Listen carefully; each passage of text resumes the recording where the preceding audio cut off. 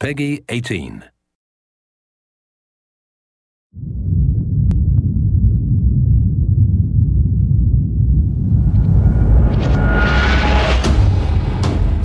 Hey everybody, Zachary Levi here. Over the last few months, we've brought you exclusive behind-the-scenes looks at the final hours of development of Tomb Raider. You've seen Camilla recording her last few lines, Rihanna musing her last few words, and Jason completing the last few notes of the score. As those key pieces lock into place, it's time to reveal one of the last portions of the game and a team that's been shrouded in secrecy for 2 years. We're here in the beautiful and freezing Montreal, Canada, to bring you the final hours of Tomb Raider multiplayer edition. These are the final hours of Tomb Raider. Welcome to yet another world-class studio in the Square Enix portfolio, Eidos Montreal, home of the multi-award winning game Deus Ex. Locked away in one of the far corners of the studio is a team of experienced, passionate professionals who have been specially brought together to create the first ever multiplayer component to the Tomb Raider universe. Let's meet the team behind the vision, direction, and decisions, and hopefully get a chance to play a few rounds. Here we are at Eidos Montreal. Before we get into why we're here, Carl, you now have an amazing stash, my friend. What is the impetus behind this? As a studio, we've been participating in Movember. A good friend of mine, JJ Owens, works for Movember in LA. We set up the gaming challenge and we brought studios from all around the world together. I think so far we've raised somewhere in the region of $140,000, $150,000. Well done. Been a big success, although my wife doesn't necessarily always approve. She hates it? Oh, my wife wakes up in the morning. She says that she hates it. She secretly loves it. What were some of the factors that led to a multiplayer facet to this new Tomb Raider? When we started developing sort of our vision for reimagining Tomb Raider, on paper, it was all about single player. And as we started to build that world out, we had the island, we had the Solarian, the scavengers. We started to realize that we had this canvas. Great warring factions, great landscapes. Yeah, we had all these really awesome places where it was all about traversal and single player. When we started looking at that, we thought, wow, well, what about multiplayer? Part of the genesis of that was Lara Croft and the Guardian of Light that kind of cracked open a door to lead you guys into the multiplayer into here at Eidos Montreal. Guardian of Light was a downloadable, a smaller scale project, and that allowed us to sort of take the risks that we wouldn't necessarily take on a full-blown project. Guardian of Light was our Pixar short.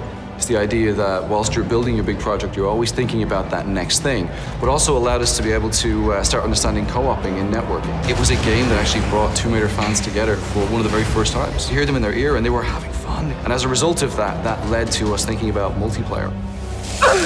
Hopefully our single-player experience we're delivering is a very sort of single-player, solitary, immersive type of experience. But at the same time, we believed tomb raiding together with friends would be fun. Tomb raiding, I think that's the first time I've ever heard that term. I like that. It's fun. You know, axe climbing and zip lining and the traversal that we get in there and the traps. For me, it was very sad to have that catch-22 of it would be great to do this in multiplayer, but we just can't split our resources like that. And that's how Eidos Montreal came about. We had staffed up our teams to develop a single player. Everybody was gelling together really well, and it wasn't something that we wanted to just bolt on. We always said if we were going to do it, we're going to do it right. If you could have a fan play the multiplayer for the first time, what do you want them saying? For me, they're kind of different moods. It's not like I do one or the other. It's kind of like sometimes I turn down the lights and just play that single player experience. And other times I want to just jump in and have fun and start killing fools.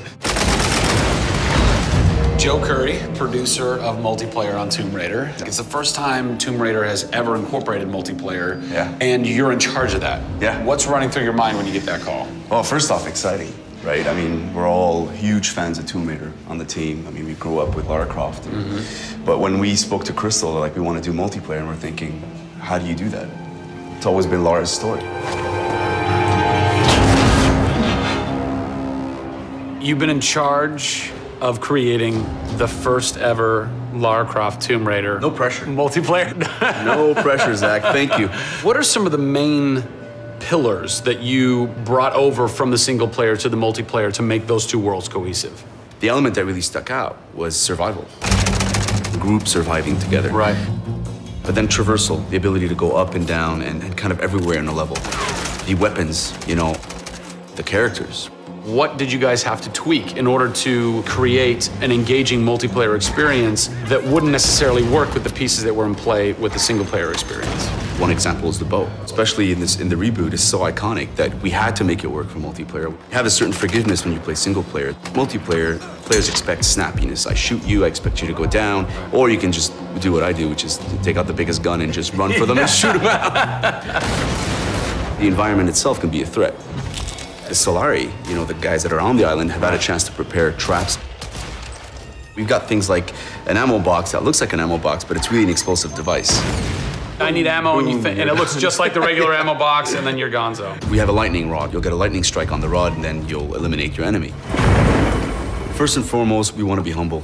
We want players to just have a really memorable experience. I had fun doing this. Do you remember when we set that trap? Moments that the players will come back to and talk about experiences that they've had for themselves, not necessarily the game offering them experiences. Absolutely. So, Joe, behind us we have the QA team, or the quality assurance team. They're a part of the development team. They can tell us what we need to fix and what's working and what's not. When do I get to game test? When do I get to get my hands on the game? Soon. We got a surprise for you first, Zach.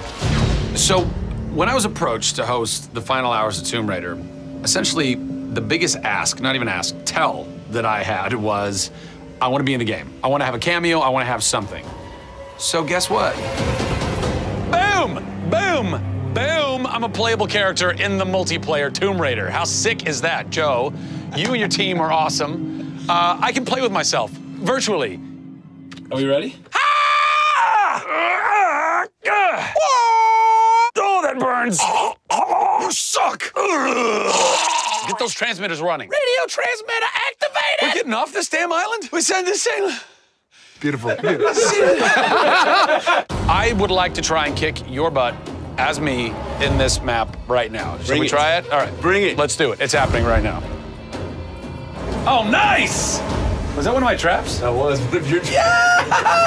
Yeah! These booby traps are really fun. I mean, they're really, really fun. Yeah! Don't worry about it. Just because you made the game and I beat him. As you can see from the people and passion here at Eidos Montreal, this isn't just some add-on. They're devoting themselves to making this an experience in keeping with the feeling of single player. Familiar, yet different. Coming up in the final 2 episodes of our series, we go back to the home of Lara Croft. They're taking Tomb Raider to the finish line, and we'll be there for it.